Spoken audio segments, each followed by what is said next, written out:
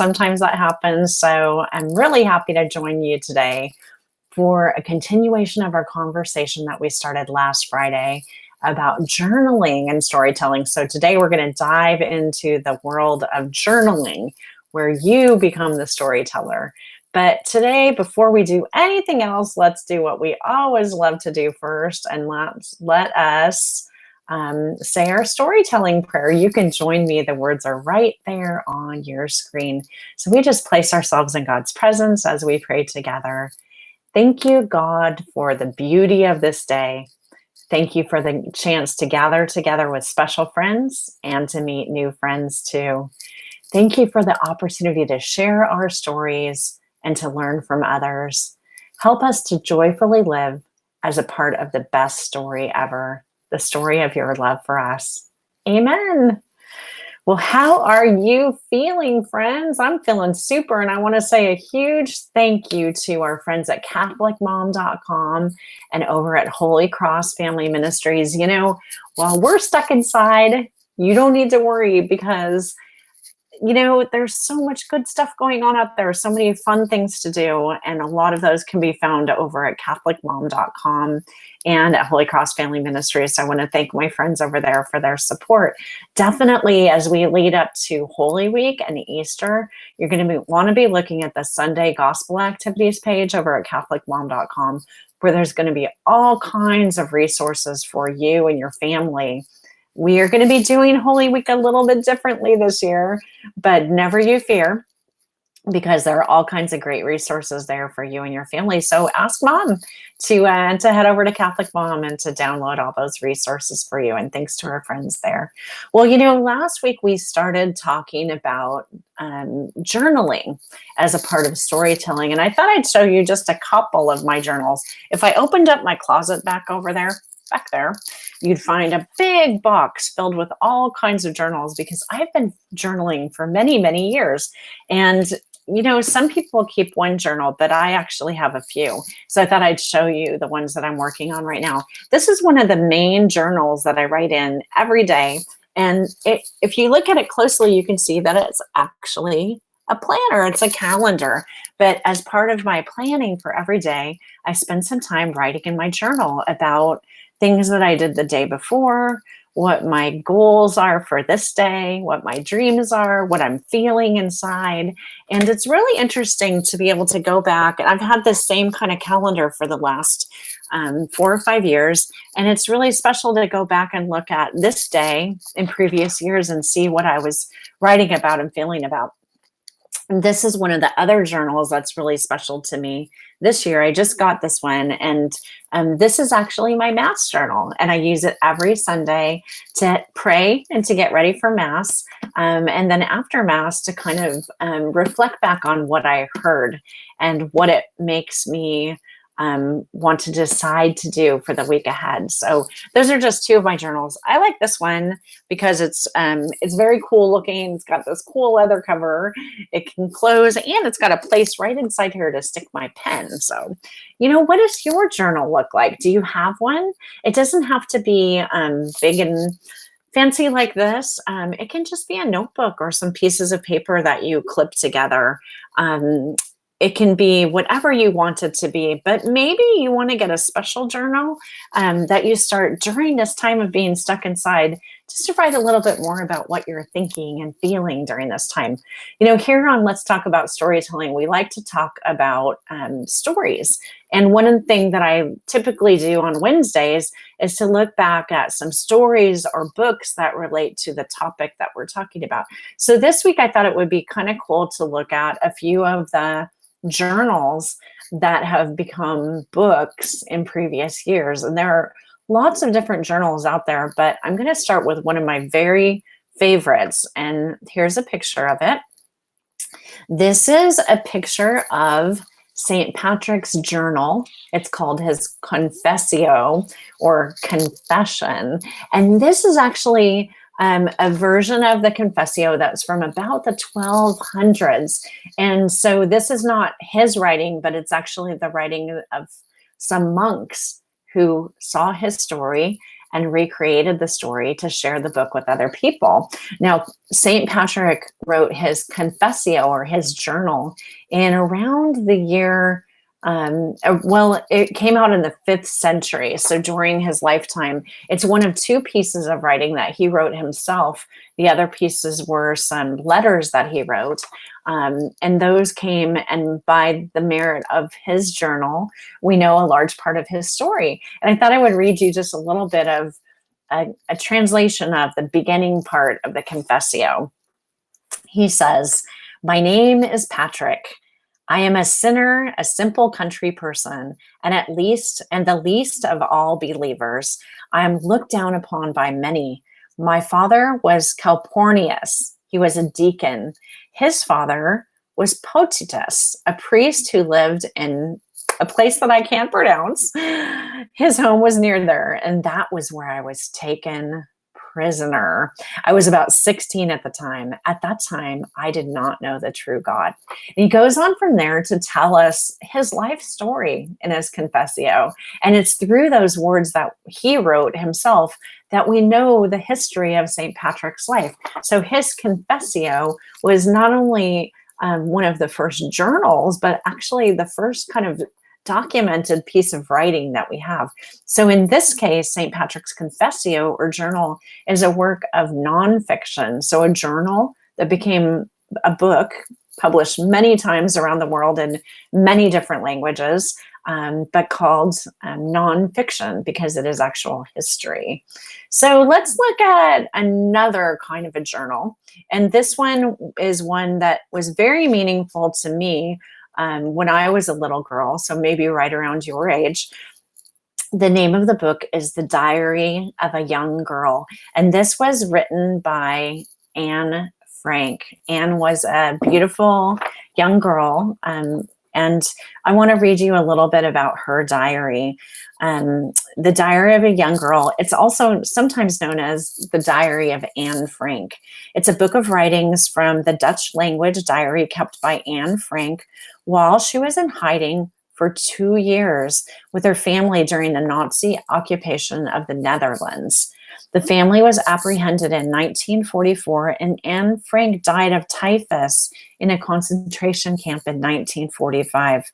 Her diary was retrieved by Miep Gies, who gave it to her father, Otto Frank, the family's only known survivor, just after the war was over. Anne Frank's diary has been published in more than 60 languages. You know, when I was a little girl, again, this is a book that I read, and I've read it again as an adult. And I thought I would show you part of the beginning of her diary. This is the very first entry in her diary. And it kind of shows us a little bit of what she was feeling when she very first started writing the diary. And so she says, this is written on Sunday, June 14th, 1942. On Friday, June 12th, I woke up at 6 o'clock. And no wonder, it was my birthday. But of course, I'm not allowed to get up at that hour. So I had to control my curiosity until 6:45. Then I could bear it no longer and went to the dining room, where I received a warm welcome from Moortje, the cat. Soon after at 7, I went to Mummy and Daddy, and then to the sitting room to undo my presents. The first to greet me was you, the nicest present of all. And when she says you, what she's talking about here is actually her diary, her journal that she received. And she goes on to talk about, in this first entry, the other presents that she receives. And she closes it with some really interesting words, where she says that she knows that they're going to be special friends. So she's actually writing in her journal, or writing in her diary, as if she's talking with a friend.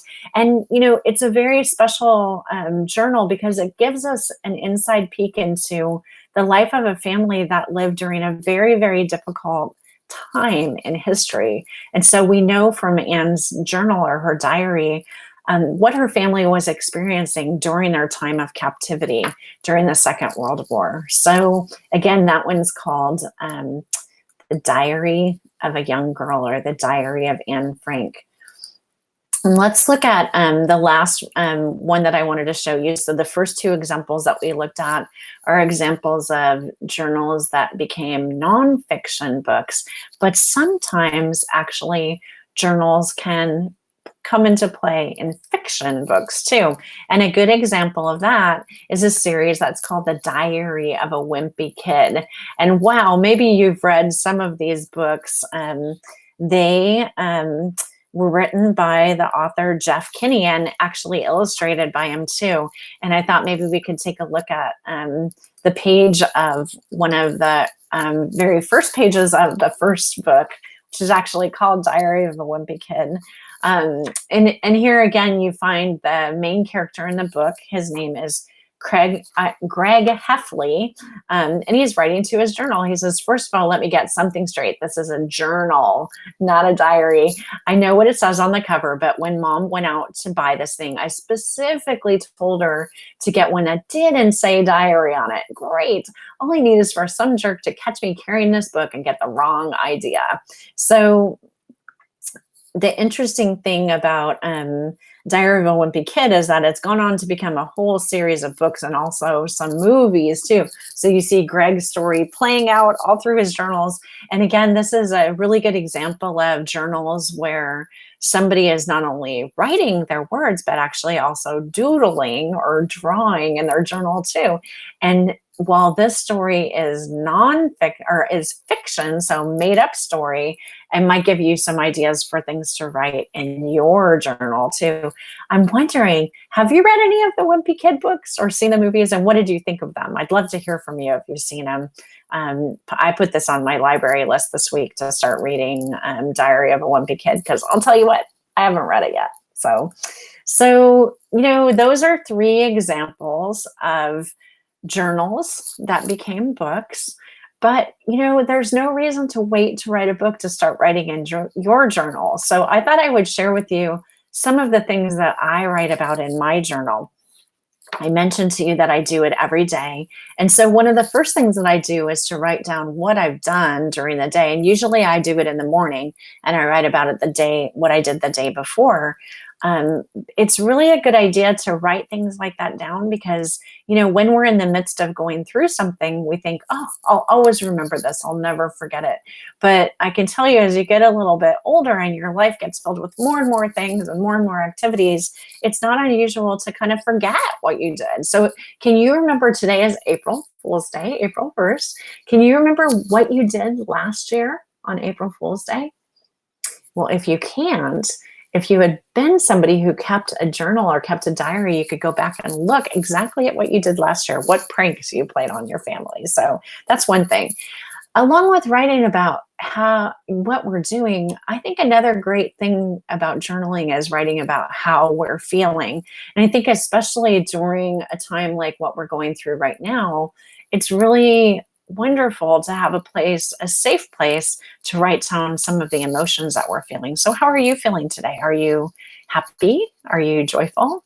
Are you sad or maybe missing a friend that you haven't seen for a little while? Are you sleepy? Are you frustrated? Are you overwhelmed? Are you psyched? Are you hungry? What are you feeling? What are you feeling about today? That's something that you can write about in your journal. You can also write down, and this is one of the things that I do pretty regularly in my journal. What are your hopes and dreams? And I think this is one of the reasons that I liked reading The Diary of a Young Girl so much by Anne Frank, because she wrote quite a lot about what her dreams were for the future, what she hoped for, what she wanted in her life. And so, we're never too young to start dreaming about what our future can hold for us. So that's something that you can tell about in your story as well, in your journal. Another thing that you can write about, because it's a safe place, is things that are bothering you. And we kind of mentioned this when we talked about feelings that we're having and journaling our feelings. But if there's something that's hard for you right now, or something that's frustrating to you, it's okay to name it in your journal and to have that be a safe space to kind of work out some of the feelings that you're having. I'll say that a good thing for me sometimes when I'm journaling about the feelings that I'm having and things that are bothering me is that sometimes writing about it gives me the courage that I need to go and to talk to the person who's bothering me or to deal with the situation that's frustrating me. So sometimes just putting my feelings out and writing helps me to go address the situation so that it can stop bothering me or stop frustrating me. One other thing that I think is super cool to write about in our journals is things that you'd like other people to know about you. And do you remember last week when we had Lori and Ava on Let's Talk About Storytelling? You know, they talked about their journaling experience as a mother and as a daughter. And the interesting thing about their journaling time is that one of the things that they've done is get to know each other better through their journaling. So when you write in your journal, one of the things that you might consider is, what are the parts of your story? So in my case, the story of Lisa. What are the parts of your story that you want other people to know about you? Maybe your journal can be a place where you write about that. And maybe they won't see it for a very long time. But sometimes I think when I'm journaling, how cool it will be someday when my kids pick up and read my journals, or my friends read them, you know, that they see a little part of me that maybe they didn't know about. That's something that was surprising to them. And so it's one way of controlling the telling of your story. So I think that's sort of cool too. You can write your secrets in your journal. That's why a lot of journals that you see have like little locks on them, or a way to keep them private. And one thing that is important when you keep a journal is to tell the people that live with you that this is your private journal, and to ask them to respect that. And I know you know what that word means, respect. It means that we can trust one another.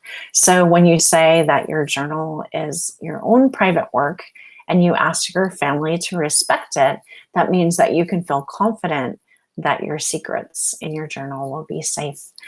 But it's also a good time to remember that if we have a secret or something that's bothering us, the people who love us most, the people in our family, like our parents and our brothers and sisters and grandparents, are people that we can trust to go to with our secrets. So maybe sometimes if you write something in your journal about something that's a secret, something you're worried about or feeling, you can go and share that secret with somebody that's close to you and ask them for help. So the last thing that I write about in my journal, and I do this every day, is to write about my prayers. And so part of my journal is actually kind of a love letter to God. And so I hope that when I write my prayers, that they're prayers that God hears and they are pleasing to him. And I know they are, because God hears and knows everything that we say. So that's a little bit about journaling. I want to challenge you, if you don't have a journal yet, that maybe today is the day that you pick one up and start it, that you start to write your story, the story of you, that you start to tell that story. And even if it's just for you right now, that you realize that your story matters. Well, that's it for today. If you want to take a picture of your journal and send it to me, you can find my name and email address right down there at the bottom of the screen. And I'm really excited that I've been receiving lots of videos and pictures and notes from you guys. And I just want to say thank you. I want to say thank you for being part of my story. You're very, very special, and I feel very blessed to have you in my life. I hope you have an awesome day, that your story is filled with fun today, that you go and share it and tell it and listen to a story too. Until next time, God bless everybody. Have a great day.